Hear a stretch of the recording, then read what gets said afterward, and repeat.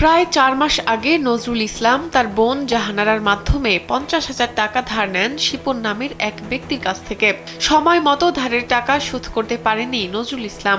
এক সময় বোন জাহানারা নজরুলের ৫ম শ্রেণী পড়ুয়া মেয়েকে বেড়াতে নেওয়ার কথা বলে নিয়ে যান শহরে নিজের বাড়িতে। শহরে নিয়ে গিয়ে ভাতিজিকে ৪০ বছর বয়স্ক শিপন হাওলাদারের সঙ্গে জোরপূর্বক বিয়ে দেন জাহানারা। এরপর বাড়িতে চলে আসে শিশুটি। বাড়িতে এসে সে পরিবারকে জানায় বিয়ের কথা। পরবর্তীতে শিপন নজরুলের বাড়িতে যান মেয়েটিকে আনতে। মেয়েটি বুঝতে পেরে পাশের বাড়িতে পালিয়ে থাকায় শিপন একা ফিরে যায়। পরে আবার তিনি নজরুলের বাড়িতে যান মেয়েটিকে নিয়ে আসতে। স্যান্ডেলিনা সো, রূপচর্চায় আভিজাত্য। ১ মাস আগে আমার শুভ হয়েছিল। এইবারে বুক বাসে লই গেছিল আমার ই করছে যে আমি যেই কথা কম আমরা এই কথা শুনবি। এই যে না তো তোর আমি ৫টায় মারছি মহিন্দা আর গাইতে গাইতে আমার কইতে শুনেছি যে যেই কম এই না আনলে নিতে না। এবার আমার কাজের সঙ্গে কলমা দিয়ে এবার আমি ১০ টাকা দিচ্ছি হইয়েন। এমন ঘটনা ঘটেছে পটুয়াখালীর কলাপাড়া উপজেলার টিয়াখালী ইউনিয়নের মধ্য টিয়াখালী গ্রামে। অভিযুক্ত শিপনের বাড়ি একই উপজেলার বালিয়াতুলি ইউনিয়নের লেমুপাড়া গ্রামে। এ ঘটনায় আতঙ্কে রয়েছে শিশুটির পরিবার, কারণ শিপন বারবার শিশুটিকে তুলে নেওয়ার হুমকি দিচ্ছে। এইবার হে আবার ৩-৪ দিন পর আবার লোক হে নিজে শিপন আইছে পর কইতেছে মাইয়ে লইয়া এখন যাইবে।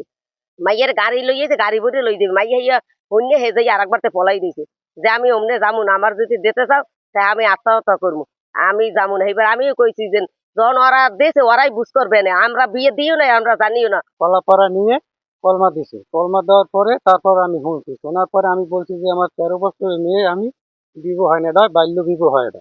তারপর আমি বলছি যে এটার আমি সুষ্ঠু বিচার চাই। তারপর শিবন সেই জায়গায় সে বলছে কি ৭ লক্ষ টাকা পাইবে, এই দেশে আমার হুমকি দেয় বা আমার মেয়ে সে নিয়ে আসতে নিতে চায়, নেওয়ার জন্য আমার হুমকি দিতে আসে। তবে জোর করে বিয়ে দেওয়ার অভিযোগ অস্বীকার করেন মেয়েটির ফুপু জাহানারা। বিয়ের কথা অস্বীকার করেন অভিযুক্ত শিপনও। হে টাকা দিতে পারে নাই দেখিয়া জামাই আর শাশুড়ি এই যুক্তি করিয়া এখন এই দুর্ঘটনা ঘটাই দিয়েছে। এখন আমাকে মায়ের পর সব পিছিয়ে দেবে। এরা চাইছিলে যে বিভক্ত করিয়া ওর টাকাটা মার দিতে চাইছে। টাকাটা আমার জন্য মার দিতে পারে না দেখে ষড়যন্ত্র করিয়া এখন মায়ের পরে পেঁচাই দিচ্ছে।